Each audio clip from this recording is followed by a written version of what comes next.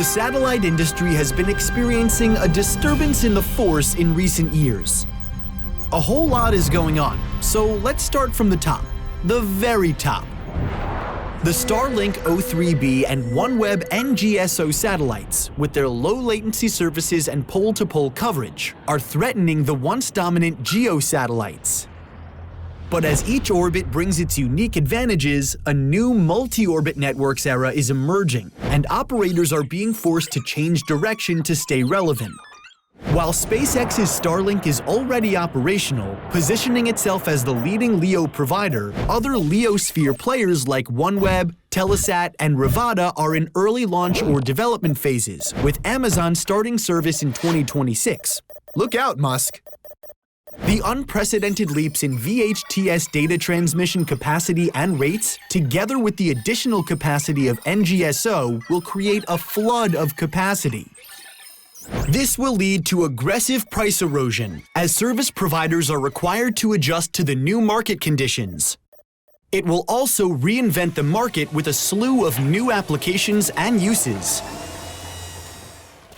The emergence of new standards such as 3GPP, 5G NTN, and the migration to cloud technologies are accelerating the integration and standardization of the satellite market with terrestrial networks, bringing about yet another industry shakeup that's essentially reshaping the ecosystem. This multi-orbital saga has propelled a three-pronged transformation of the satellite industry: mergers and acquisitions, technology, and commercial. In the mergers and acquisitions category, we're seeing increased activities throughout the value chain, mostly aimed at challenging Starlink's plans for, well, world domination. One example is the Viasat-Inmarsat merger, two strong GEO players with complementary portfolios in terms of regions and verticals that created an in-flight connectivity leader. Another is the Eutelsat OneWeb merger, the first integrated GEO-LEO player that will undoubtedly give Starlink, Amazon, and SES a run for their money. Indications of additional acquisition attempts are filling the market, and it's presumed to continue in the coming years. In the tech category, we're witnessing the rise of new technologies that are transforming the industry. Next-generation, low-profile, flat-panel modular antennas that will drastically change the mobility markets over the next decade. Ground segment virtualization, which is reducing the dependency on proprietary hardware and moving us toward a virtual, cloud-centric future. And 5G standards and the first steps toward direct-to-handset will provide ubiquitous communication to smartphone users, especially in places that are not covered by cellular networks, and will certainly open up new opportunities. These rapid changes have an inevitable and direct impact on several markets. In-flight communication is already enjoying a rapid boost in growth due to increasing customer demand for onboard Wi-Fi connectivity, as well as the uptake of new technologies like cloud and ESA.